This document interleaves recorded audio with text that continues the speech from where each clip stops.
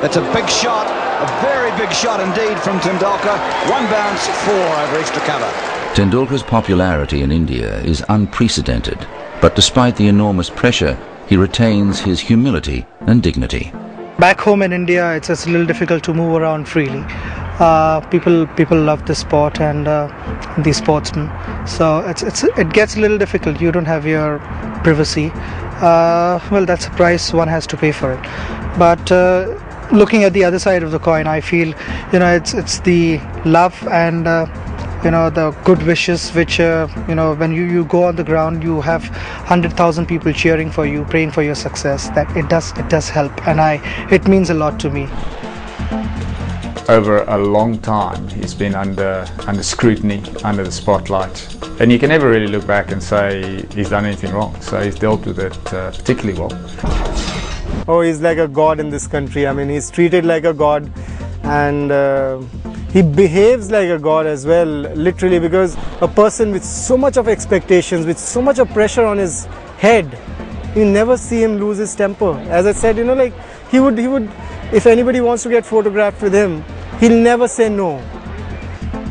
He is the absolute king. I mean, he rules our country, I think. He's just the love and the passion for the game of cricket in India. It's remarkable that it hasn't gone to his head. I mean, he is such a humble person, so down to earth, and again, got time for most people. I would hate to be in his shoes. Just from that side, where the pressure on his time and lack of privacy in the country that he lives, it must be really a test of his character. But he's come through. I've never seen him have an outburst on the field against an opponent, with his own team side, amongst the public. So he's a person who really he's kept his nose really clean, and I just think he's got a good heart.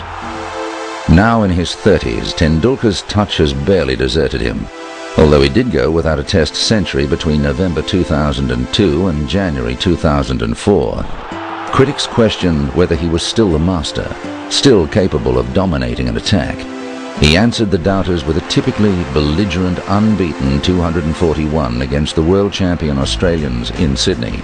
He came out that day. He wasn't a guy who got big scores early in his career, but he started slowly. It was a flat pitch. Steve Waugh's last Test, big occasion, great player, big score. Technically perfection, really. I enjoyed watching him bat when I played against him. I didn't want him to get too many when England were playing against him, but he did get runs against England, and you had to admire what you were watching as well, because he's just a brilliant technician. Longevity as well in a career, I mean, it is absolutely phenomenal. He probably started his Test career 5-6 years before me. He's going to finish his Test career 5-6 years after I've retired. And that sheer passion, physically, to keep yourself in good shape as well. The hunger and desire to keep scoring runs. You've got to go by statistics to a large extent. You look at the players who have the averages over 50, and they are the greatest players, in not only statistically but in every sense of the word. And I think Tendulkar's statistics there just prove his value. Brilliant. Charging over the top. How far has it gone? Has it gone far enough? It has, and Tendulkar has 100. Sachin Tendulkar is the sort of modern Indian great. I wasn't entirely sure about him. I mean, I know Bradman, as soon as he saw him, phoned up his wife and said, and Bradman told me this himself, phoned up his wife and said, "You've got to come and have a look at this, because I think this is what I might have looked like."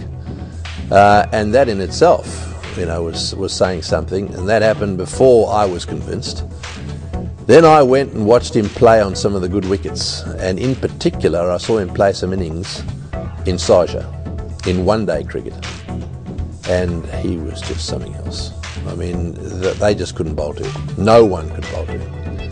And he played every shot in the book. I mean, he didn't just play at that wonderful straight drive back past the onside of the stumps down the other end. He played every single shot in the book. I set myself a lot of goals, but I keep it to myself. I don't usually speak out. But it's always nice to have targets. Sometimes you reach your target, you feel happy, you want to better it. If you don't reach your target, the next time you try harder. And if you surpass your target, you want to try and score more and more runs. So eventually it boils down to scoring more and more runs the next time you go in.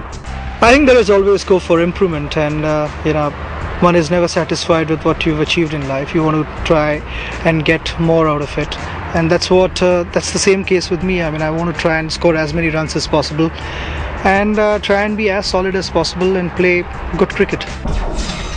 Tendulkar, tremendous cricket, wonderful cricket. I would come out in my bed any time to watch him.